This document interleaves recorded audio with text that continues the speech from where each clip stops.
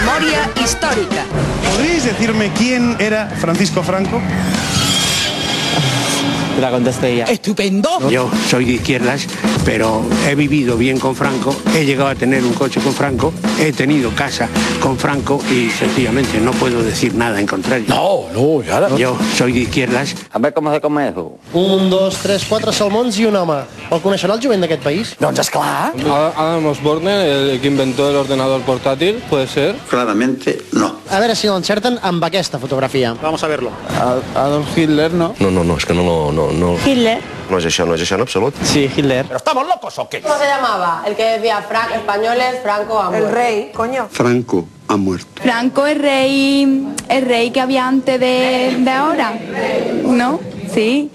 Antes de rey de ahora había otro y es Franco. Madre de Dios, qué vergüenza. ¿Tú sabes quién es este hombre?